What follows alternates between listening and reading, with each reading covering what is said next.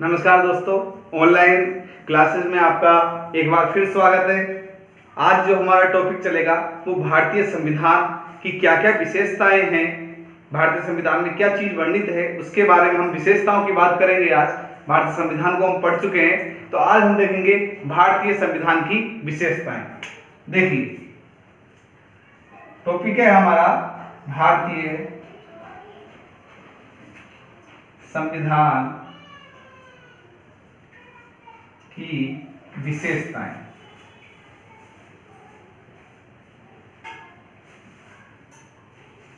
तो हम एक एक करके भारतीय संविधान की विशेषताएं देखते हैं कि भारतीय संविधान हमारा जो गौरव है, जिसके हम एक तरीके से पूजा करते हैं।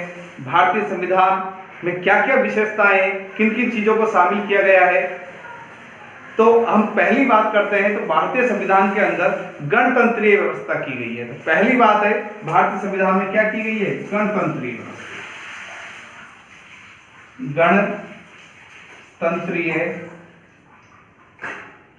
व्यवस्था की गई है। गणतंत्रीय व्यवस्था का मतलब यह है कि जो भारतीय संविधान है, इसके अंतर्गत ये बात स्पष्ट उल्लेखित की गई है कि जो भारत का जो संविधान में कि जो हमारा प्रमुख होगा, जो राष्ट्र प्रमुख होगा, वो क्या होगा? वो जनता के द्वारा चुना जाएगा। अगर वो वंश परंपरागत आधार पर चुना जाता है तो गणतंत्रीय व्यवस्था नहीं होती है, जिस तरह ब्रिटेन में है। ब्रिटेन गणतंत्रीय व्यवस्था नहीं करता, लेकिन भारत का जो प्रमुख हमारा जो पद है, राष्ट्रपति का पद है। कौन सा पद है? राष्ट्रपति का पद है। तो जो हमारा राष्ट्रपति का पद है वो जनता के द्वारा चुना जाता है। राष्ट्रपति जनता के द्वारा चुना जाता है, लेकिन स्पष्ट डायरेक्ट जनता के द्वारा नहीं चुना जाता, ये बात हम जानते हैं। एकल संक्रमणीय अनुपातिक पद्धति के माध्यम से राष्ट्रपति चुना जाता है, और उसमें हमारे द्वारा चुने गए प्रतिनिधि जो है वो भाग लेते हैं। लेकिन वो इनडायरेक्ट रूप से चुना जाता है, लेकिन चुना जाता किसके द्वारा है? जनता के द्वारा ही चुना जाता है। इसलिए हमारी जो गणतंत्रीय व्यवस्था है, हमारा संविधान में कोई किस व्यवस्था को उल्लेख किया गया है कि भारत एक गणतंत्र है, गणतंत्रीय व्यवस्था को उल्लेख किया गया है। दूसरी आधार पर हम देखें तो भारतीय दूसरी जो विशेषता वो है लोकप्रिय प्रभुसत्ता पर आधारित है। दूसरी क्या है? लोकप्रिय प्रभुसत्ता पर आधारित।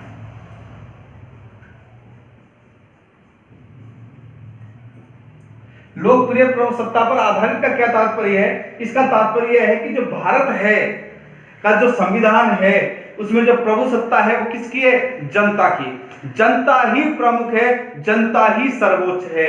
क्या बताया गया है कि जनता ही सर्वोच्च है, जनता सर्वोच्च है। क्यों? कि जो अंतिम प्रभुसत्ता है वो किसके पास है? जनता के पास है। जनता को सर्वोच्च मानता है। जनता के लिए, जनता के द्वारा जो शासन होता है, जो लोकतंत्र होता है, उसकी व्यवस्था संविधान के अंतर्गत की गई है। और संविधान में स्पष्ट किया गया है कि हम भारत के लोग जो अंगीकृत करते हैं हम इस संविधान को, तो उसमें स्पष्ट है हम भारत के लोग शब्द किया गया है। तो हम भारत के लोग हैं, तो सर्वोच्चता किसके अंदर है? जनता के अंदर है। लेकिन आपसे अगर प्रश्न पूछा जाए, प्रश्न इस तरह भी आ सकता है कि सर्वोच्चता, लोकप्रिय प्रभुसत्ता किस पर है, किस पर आधारित है?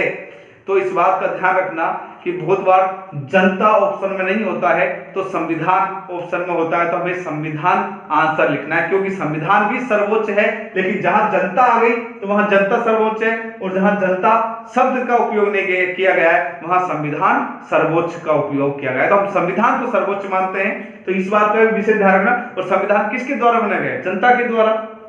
तो ऑप्शन के ऊपर डिपेंड करता है कि आपको आंसर क्या देना है। अगर जनता ऑप्शन में तो जनता आंसर देना है, और संविधान ऑप्शन में तो संविधान आंसर देना है। कि सर्वोच्च की कौन है? संविधान। संसद सर्वोच्च का है, ब्रिटेन में संसद को सर्वोच्च माना गया, हमारे यहाँ संविधान को सर्वोच्च माना गया। इसके अलावा विश्व का सबसे बड़ा संविधान है हमारा, इस बात का भी उल्लेख है। विश्व का क्या है? सबसे बड़ा। विश्व का सबसे बड़ा लिखित संविधान, लिखित संविधान है। विश्व का सबसे बड़ा संविधान है और कैसा है? लिखित है। विश्व से सबसे बड़ा संविधान है, सबसे बड़ा क्या है? संविधान है और कैसा है? लिखित है। हमारा संविधान कैसा है? लिखित संविधान है।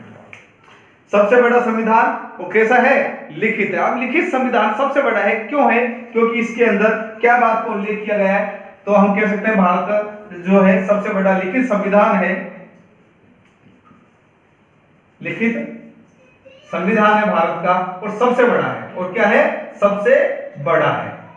सबसे बड़ा किस आधार पर? इसके जो वो है उसमें 395 अनुच्छेद, ध्यान रखना कितने? 395 अनुच्छेद इसके अंदर थे। 8 इसकी अनुसूचियां थी, 8 अनुसूची थी। इस आधार पर यह सबसे बड़ा संविधान है। लेकिन वर्तमान में इसमें क्या है वो भी हम एक बार देख लेते हैं। 448, ध्यान रखना 448 अनुच्छेद और 12 अनुसूची हैं, 12 अनुसूचियां हैं और 448 अनुच्छेद है वर्तमान में, ठीक है। लेकिन प्रश्न किस तरह का आएगा? अगर 395 अनुच्छेद दे तो हमको 395 अनुच्छेद और 12 अनुसूचियां करनी है, और अगर 448 अनुच्छेद और 12 अनुसूचियां दे तो हमको ये करना है। 395 अनुच्छेद और 8 अनुसूची दे तो भी हमको 448 अनुच्छेद और 12 अनुसूची वाला आंसर को टिक करना है। वर्तमान में बहुत सारी इसमें कंफ्यूजन है, इस बात का ध्यान रखना। अनुसूची तो हो गई है 12, 8 से 12 हो गई है, डेफिनेटली फिक्स है। और अनुच्छेद हो गए 595 से 448। लेकिन बहुत बार 395 अनुच्छेद के ही सब क्लॉज इसको मान लिया जाता है, तो बहुत सी जगह 395 अनुच्छेद और 12 अनुसूचियां लिखी आपको मिलेगी। और इसके अंदर कितने भाग हैं? 22 भाग हैं, इस बात का ध्यान रखना, 22 भाग हैं। तो आज हम देखते हैं 448 अनुच्छेद, 12 अनुसूचियां और 22 भाग वर्तमान में है। वर्तमान में कितने भाग है? इसमें 22 भाग हैं। इस बात का विशेष ध्यान रखना। अब आपके ऑप्शन पर डिपेंड करता है। पुराने समय में 8 अनुसूचियां थी, इस बात में ही अंतर यहीं से कर लेना। और आज 12 हो चुकी है, वर्तमान में 12 हो चुकी है। 395 अनुच्छेद की जगह 448 अनुच्छेद हो चुके हैं। लेकिन अगर ऑप्शन में 395 अनुच्छेद और 12 अनुसूची आती है तो यह ऑप्शन भी सही है, गलत नहीं माना जाएगा, तो इस बात का ध्यान रखना। इसके अलावा विदेशी संविधानों से प्रभावित है हमारा इंपोर्टेंट, यहां से बहुत सारे प्रश्न बनेंगे और मैं बहुत सारे प्रश्न बना के बताऊंगा आपको और बहुत सारी बातें करेंगे हम। इंपोर्टेंट टॉपिक है, मैं सबको मिटा रहा हूं क्योंकि ये इंपोर्टेंट लाइन है, इसमें हम एक एक चीज को देखेंगे। वो क्या है? देखिए, विदेशी संविधानों से प्रभावित रहा है हमारा। तीसरी विशेषता इसकी क्या है? विदेशी संविधानों से प्रभावित।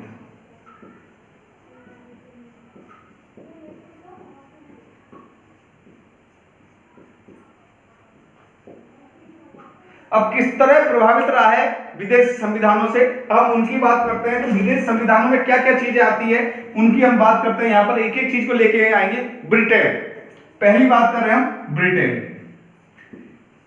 ब्रिटेन से किस तरह प्रभावित रहा है, ब्रिटेन से क्या ली गई है? तो ब्रिटेन से जो लिया गया है वो है, बिल्कुल ध्यान रखना, आप नोट भी कर सकते हो। ब्रिटेन से जो लिया गया है वो है तो संसदीय शासन व्यवस्था, संसदीय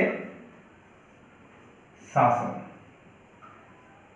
अगर हम संसदीय शासन की बात करें, ये कहां से लिया गया है? ब्रिटेन से लिया गया है। इसके अलावा एकल नागरिकता कहां से ली गई है? एकल नागरिकता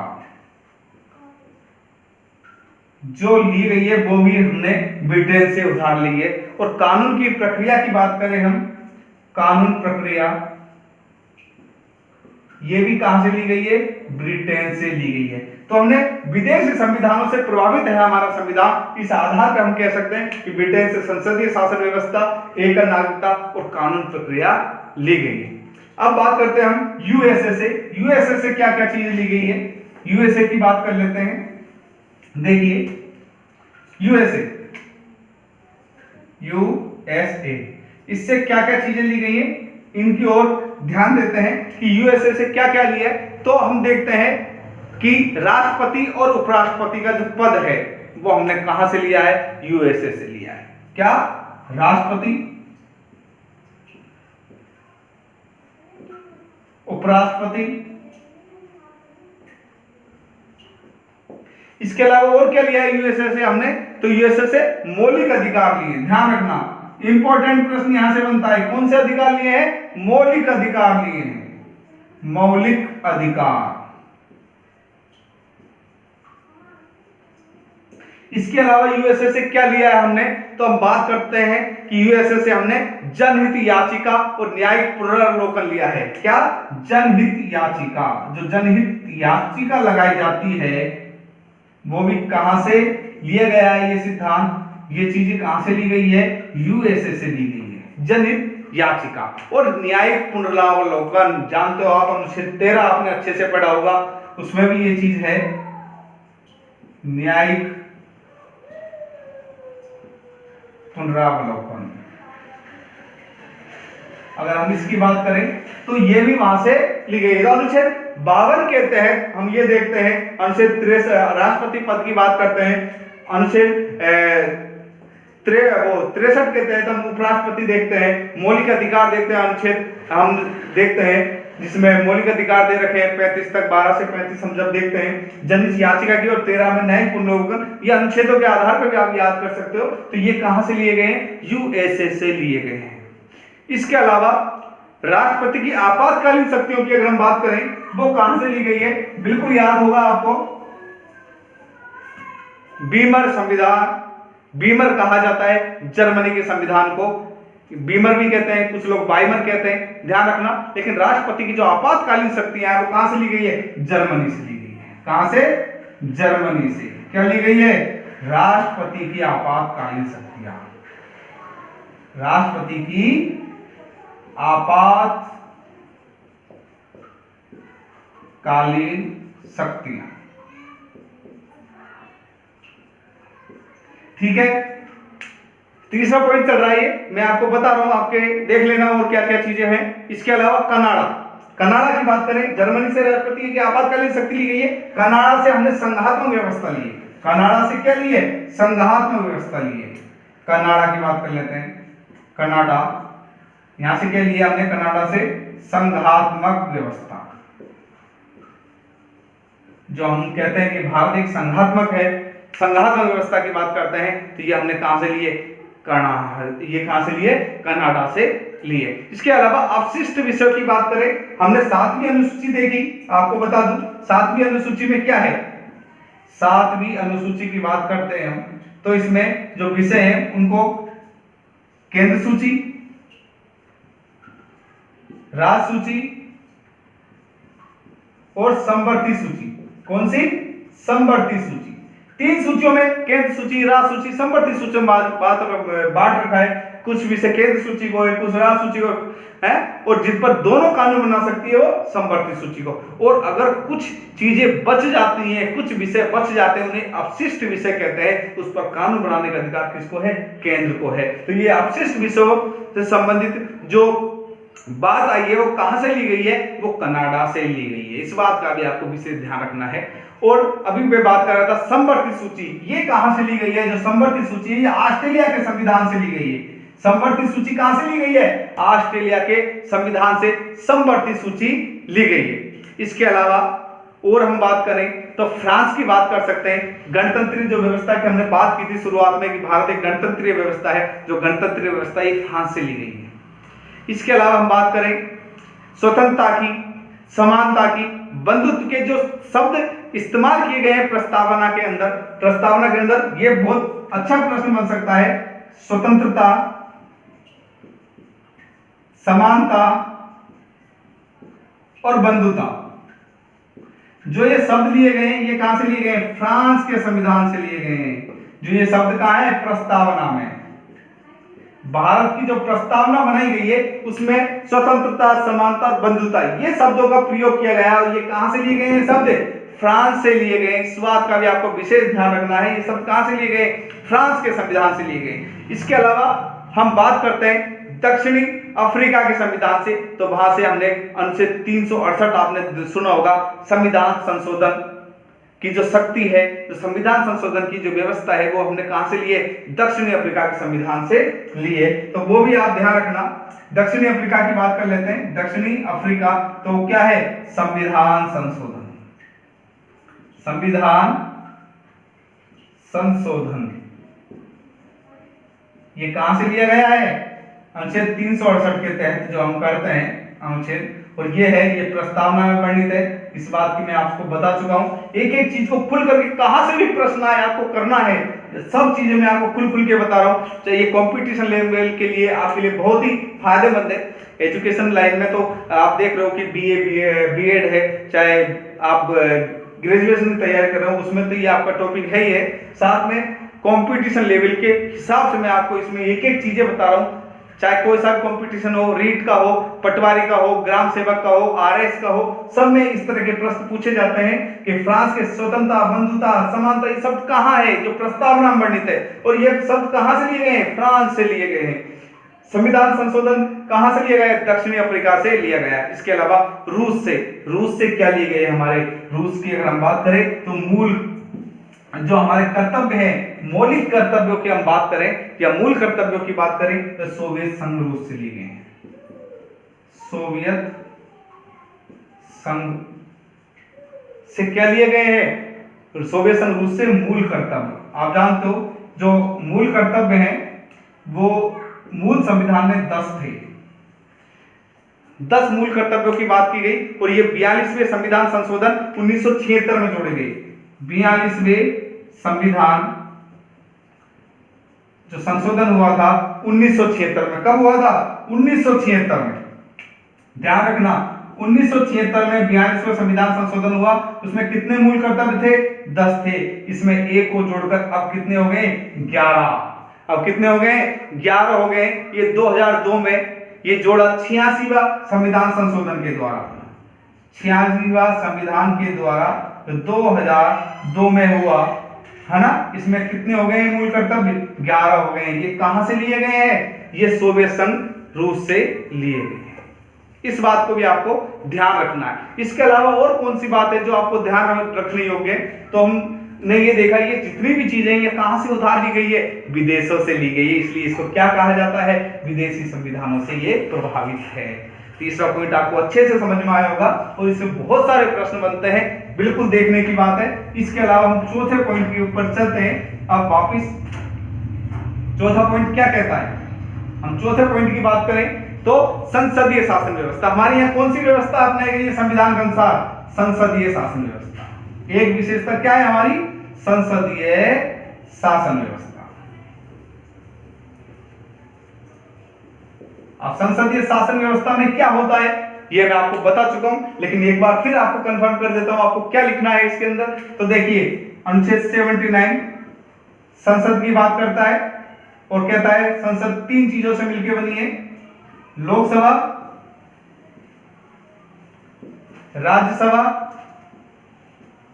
और राष्ट्रपति। इन तीनों को मिलकर क्या बना है? संसद बनी है। और ये संसदीय शासन व्यवस्था की बात करते हैं। और संसदीय शासन व्यवस्था में कहते हैं कि लोकसभा में बहुमत दल के नेता को प्रधानमंत्री बनाया जाता है, वो उसका वास्तविक प्रधान होता है, और अवास्तविक प्रधान अर्थात उनके नाम मात्र का प्रधान कौन होता है? मात्र का प्रधान होता है राष्ट्रपति, और वास्तविक प्रधान होता है प्रधानमंत्री। यह हमारे संसदीय व्यवस्था की बात हमने की है। और जो मंत्रिमंडल चुना जाता है वो लोकसभा से चुना जाता है। लोकसभा के बहुमत दल के नेता को प्रधानमंत्री बनाया जाता है। तो हमारे संविधान की एक और विशेषता संसदीय शासन व्यवस्था है जो हमने ब्रिटेन से लिए। ध्यान रखना इसके बारे में। इसके अलावा और हम क्या है इसके अंदर? एकल नागरिकता की बात करें तो भारत जो 5वां जो पॉइंट है संविधान की विशेषता, उसमें क्या लिख सकते हैं हम? एकल नागरिकता। एकल नागरिकता। एकल नागरिकता का मतलब क्या है कि हमारे यहाँ पर दोहरी नागरिकता नहीं दे रखी है कि भाई राज्यों को अलग नागरिकता दे दी और केंद्र की अलग नागरिकता दे दी। नहीं, हम भारत के ही नागरिक हैं, राज्यों की अलग से कोई नागरिकता नहीं दे रखी है। तो एकल नागरिकता का प्रावधान कर रखा है भारतीय संविधान के अंदर। इसके अलावा और क्या विशेषता हो सकती है वो हम बात करते हैं। एकल नागरिकता के अलावा तो कठोर और लचीला संविधान है हमारा। क्या है? कठोर व लचीला संविधान। संविधान कैसा है हमारा? कठोर है और लचीला। किस तरह कठोर? बहुत सारे ऐसे अनुच्छेद हैं, बहुत सारे ऐसे वो हैं जिसमें 2/3 बहुमत की आवश्यकता होती है किसी भी संविधान को संशोधन करने में। संविधान में अगर कोई संशोधन करना है तो कुछ ऐसे उपबंध है, कुछ ऐसी चीजें हैं जिनमें अगर हमको संविधान संशोधन करना है तो 2/3 बहुमत चाहिए। इसके अलावा कुछ ऐसे संशोधन है जो साधारण बहुमत से हो जाते हैं, तो वहां हम देखते हैं कि बिल्कुल लचीला है। और कठोर जहां पे 2/3 बहुमत है, और उससे भी ज्यादा कठोर जब 2/3 बहुमत तो आवश्यक है ही है, प्लस 1/2 राज्यों के विधानमंडलों का भी बहुमत की आवश्यकता होती है। तो इस आधार पर हम कह सकते हैं कि जो हमारा संविधान है वो कठोर है, लचीला है, दोनों विशेषताएं लिए हुए कठोर और लचीले। ये हमारे भारतीय संविधान की विशेषताएं हैं। इसकी अगर हमने बात की, इसके अलावा सर्वोच्च न्यायालय की व्यवस्था कर रखी है भारतीय संविधान के अंतर्गत। तो ये सब भारतीय संविधान की विशेषताएं, खूबसूरती है।